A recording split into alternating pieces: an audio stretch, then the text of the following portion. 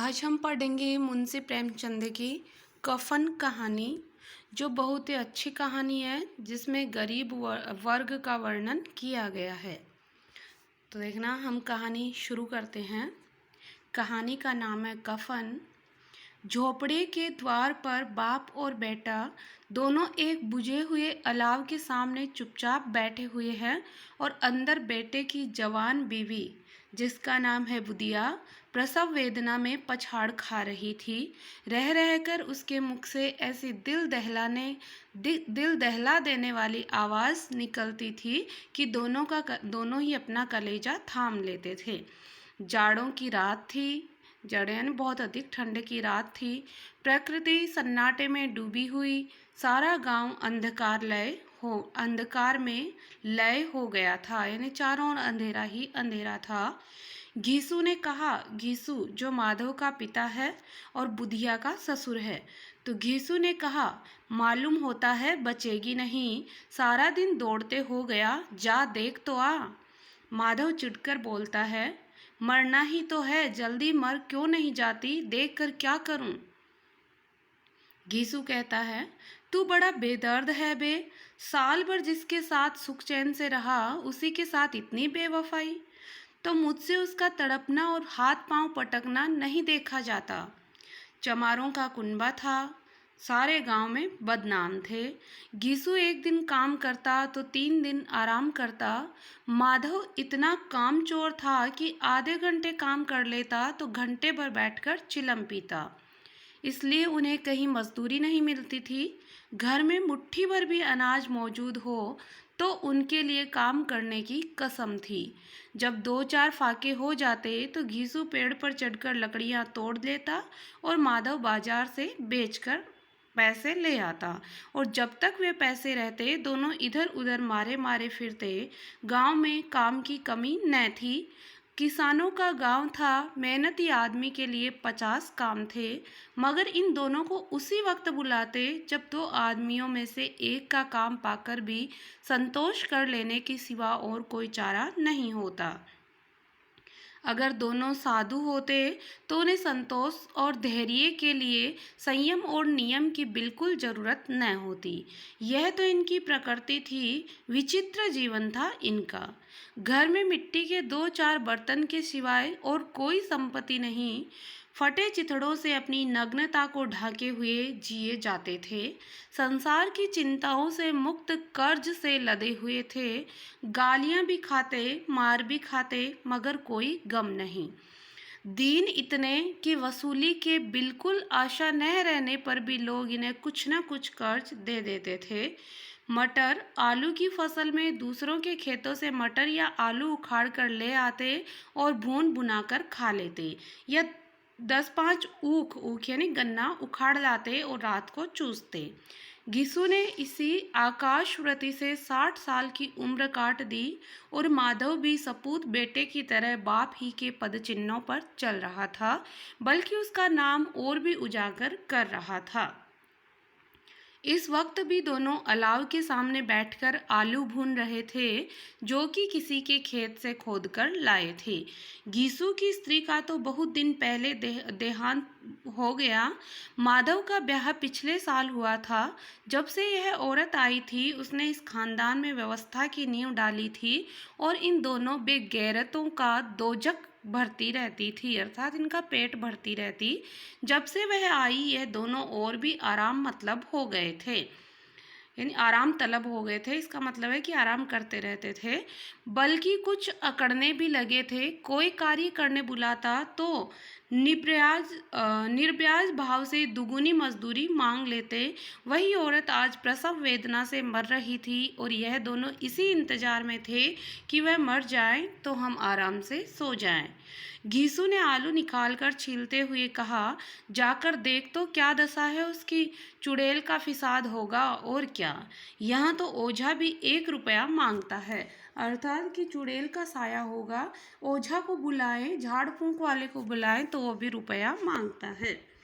माधव को भय था कि वह कोठरी में गया तो घीसू आलूओं का एक बड़ा भाग खुद ही खा लेगा। बोला, मुझे तो वहाँ जाते डर लगता है। डर किस बात का है, मैं तो यहाँ हूँ ही, तो तुम ही जाकर देखो ना। अपने पिता को माधव कहता है, तुम हो तो तुम ही जाकर देख लो। मेरी औरत जब मरी थी तो मैं 3 दिन तक उसके पास से हिला तक नहीं, और फिर मुझसे लज जाएगी कि नहीं। जिसका कभी मैंने मुख तक नहीं देखा, आज उसका उघड़ा हुआ बदन देखूं, उसे तन की सुध भी तो न होगी। मुझे देख लेगी तो खुलकर हाथ पांव भी न पटक सकेगी। मैं सोचता हूँ कोई बाल बच्चा हुआ तो क्या होगा, सौंठ गुड़ तेल कुछ भी तो हमारे घर में नहीं है। सब कुछ आ जाएगा, भगवान दे तो। जो लोग अभी एक पैसा नहीं दे रहे हैं, वे कल बुलाकर रुपए दे देंगे। मेरे 9 लड़के हुए, घर में कभी कुछ नहीं था, मगर भगवान ने किसी न किसी तरह बेड़ा पार ही लगाया। जिस समाज में रात दिन मेहनत करने वालों की हालत उनकी हालत से कुछ बहुत अच्छी नहीं थी, और किसानों के मुकाबले वे लोग जो किसानों की दुर्बलताओं से लाभ उठाना जानते थे, कहीं ज़्यादा संपन्न थे, वहाँ इस तरह की मनोवृत्ति का पैदा हो जाना कोई अचरज की बात नहीं थी। हम तो कहेंगे घिसू किसानों से कहीं ज़्यादा विचारवान था, और किसानों के विचार सुनने समूह में शामिल होने के बदले बैठकबाजों की कुत्सित मंडली में जा मिला था। हाँ, उसमें यह शक्ति न थी कि बैठकबाजों के नियम और नीति का पालन करता, इसलिए जहाँ उसकी मंडली के और लोग गांव के सरगना और मुखिया बने हुए थे, उस पर सारा गांव उंगली उठाता था। फिर भी उसे यह तस्कीन तो थी कि अगर वह फटे हाल है तो कम से कम उसे किसानों की सी जी तोड़ मेहनत तो नहीं करनी पड़ती, और उसकी सरलता और निरीहता से दूसरे लोग बेजा फायदा तो नहीं उठाते। दोनों आलू निकाल निकाल कर जलते जलते खाने लगे। कल से कुछ नहीं खाया था, इतना सब्र नहीं था कि ठंडा हो जाने दे। कई बार दोनों की जबानें जल गई। छिल जाने पर आलू का बाहरी हिस्सा जबान, हलक और तालू को जला देता था, और उस अंगारे को मुंह में रखने से ज़्यादा खैरियत इसी में थी कि वह अंदर पहुंच जाए, अर्थात आलू को निगल रहे थे। वहाँ उसे ठंडा करने के लिए काफ़ी सामान थे, इसलिए दोनों जल्द जल्द निकल जाते। हालांकि इस कोशिश में उनकी आंखों से आंसू तक निकल आते। गीसू को उस वक्त ठाकुर की बारात याद आई, जिसमें 20 साल पहले वह गया था। उस दावत में उसे जो तृप्ति मिली थी, वह उसके जीवन में एक याद रखने लायक बात थी, और आज भी उसकी याद ताज़ा थी। बोला, वह भोज कभी नहीं भूलता। तब से फिर उस तरह का खाना और भरपेट नहीं मिला। लड़की वालों ने सबको भरपेट पूड़ियाँ खिलाई थी, सबको, छोटे बड़े सबने पूड़ियाँ खाई, और असली घी की चटनी, रायता, 3 तरह के सूखे साग, एक रसेदार तरकारी, दही, चटनी, मिठाई। अब क्या बताऊं कि इस भोज में क्या स्वाद मिला। कोई रोक टोक नहीं थी, जो जी चाहो मांगो, जितना चाहो खाओ। लोगों ने ऐसा खाया कि किसी से पानी नहीं पिया गया। मगर परोसने वाले हैं कि पत्तल में गरम गरम गोल गोल सुवासित कचौड़ियाँ डाल देते हैं। मना करते हैं कि नहीं चाहिए, पत्तल पर हाथ रोके हुए हैं, मगर वह कि दिए ही जाते हैं। और जब सबने मुंह धो लिया तो पान इलायची भी मिली, मगर मुझे तो पान लेने की कहाँ सुध थी, खड़ा हुआ ही नहीं जाता था। चटपट जाकर अपने कंबल पर लेट गया, ऐसा दिल दरियाव था वह ठाकुर। माधव ने इन पदार्थों का मन ही मन मजा लेते हुए कहा, अब हमें कोई ऐसा भोज नहीं खिलाता। अब कोई क्या खिलाएगा, वह जमाना दूसरा था। अब तो सबको किफ़ायत सूझती है। शादी ब्याह में मत खर्चे करो, क्रियाक्रम में मत खर्च करो। पूछो, गरीबों का माल बटोर बटोर कर कहाँ रखोगे। बटोरने में तो कमी नहीं है, हाँ खर्च में किफ़ायत सूझती है। तुमने 20 पूरियाँ खाई होगी, 20 से ज़्यादा खाई थी। मैं होता तो 50 खा जाता, 50 से कम मैंने भी न खाई होगी। अच्छा पका था, तू तो मेरा आधा भी नहीं है। आलू खाकर दोनों ने पानी पिया, और वहीं अलाव के सामने अपनी धोतियां ओढ़कर पांव पेट में डाले सो रहे, जैसे 2 बड़े बड़े अजगर गेंडुलियां मारकर पड़े हों, और बुधिया अब तक कर रही थी। अब होता है इसका दूसरा भाग शुरू। सवेरे माधव ने कोठरी में जाकर देखा तो उसकी स्त्री ठंडी हो गई थी। उसके मुंह पर मक्खियां भिनक रही थी। पथराई हुई आंखें ऊपर टंगी हुई थी। सारी देह धूल से लथपथ हो रही थी। उसके पेट में बच्चा मर गया। माधव भागा हुआ घीसू के पास आया। फिर दोनों जोर जोर से हाय हाय करके छाती पीटने लगे। पड़ोस वालों ने ये रोना धोना सुना तो दौड़ते हुए आए और पुरानी मर्यादा के अनुसार इन अभागों को समझाने लगे। मगर ज़्यादा रोने पीटने का अवसर नहीं था। कफन की और लकड़ी की फिक्र करनी थी। घर में तो पैसा इस तरह गायब था जैसे चील के घोंसले में मांस। बाप बेटे रोते हुए गांव के जमींदार के पास गए। वह इन दोनों की सूरत से नफरत करते थे। कई बार इन्हें अपने हाथों से पीट भी चुके थे। चोरी करने के लिए, वादे पर काम न आने के लिए। पूछा, क्या है बे घिसुआ, रोता क्यों है? अब तो तू कहीं दिखलाई भी नहीं देता। मालूम होता है इस गांव में रहना नहीं चाहता। घीसू ने जमीन पर सिर रखकर आंखों में आंसू भरते हुए कहा, सरकार, बड़ी विपत्ति में हूँ। माधव की घरवाली रात को गुजर गई। रात भर तड़पती रही सरकार। हम दोनों उसके सिराने बैठे रहे। दवा दारू जो कुछ हो सका सब कुछ किया। मुदा वह हमें दगा दे गई। अब कोई एक रोटी देने वाला भी न रहा मालिक। तबाह हो गए, घर उजड़ गया। आपका गुलाम हूँ। अब आपके सिवा कौन उसकी मिट्टी पार लगाएगा? हमारे हाथ में तो जो कुछ था वह सब तो दवा दारू में उठ गया। सरकार ही की दया होगी तो उसकी मिट्टी उठेगी। आपके सिवा किसके द्वार पर जाऊं? जमींदार साहब दयालु थे, मगर घीसू पर दया करना काले कंबल पर रंग चढ़ाने जैसा था। जी में तो आया कह दें, चल दूर हो यहाँ से। यों तो बुलाने से भी नहीं आता। आज गरज पड़ी तो आकर खुशामद कर रहा है। हरामखोर कहीं का बदमाश। लेकिन यह क्रोध और दंड देने का अवसर नहीं था। जी में कुटते हुए 2 रुपए निकालकर फेंक दिए, मगर सांत्वना का एक शब्द भी मुंह से न निकला। उसकी तरफ ताका तक नहीं, जैसे सिर से बोझ उतरा हो। जब जमींदार साहब ने 2 रुपए दिए तो गांव के बनिए महाजनों को इनकार करने का साहस कैसे होता। घीसू जमींदार के नाम का ढिंढोरा भी पीटना जानता था। किसी ने 2 आने दिए, किसी ने 4 आने। 1 घंटे में घीसू के पास 5 रुपए की अच्छी रकम जमा हो गई। कहीं से अनाज मिल गया, कहीं से लकड़ी, और दोपहर को घीसू और माधव बाजार से कफन लाने चले। इधर लोग बांस काटने चले। गांव की नर्म दिल स्त्रियां आकर लाश देखती थी और उसकी बेकसी पर 2 बूंद आंसू गिराकर चली जाती थी। तीसरा भाग शुरू होता है। बाजार में पहुंचकर घीसू बोला, लकड़ी तो उसे जलाने भर को मिल गई है। क्यों माधव? माधव बोला, हाँ लकड़ी तो बहुत है, अब कफन चाहिए। तो चलो कोई हल्का सा कफन ले लें। हाँ और क्या, लाश उठते उठते रात हो जाएगी। रात को कफन कौन देखता है? कैसा बुरा रिवाज है कि जीते जी तन ढकने को चिथड़ा न मिले, उसे मरने पर नया कफन चाहिए। कफन लाश के साथ जल ही तो जाता है।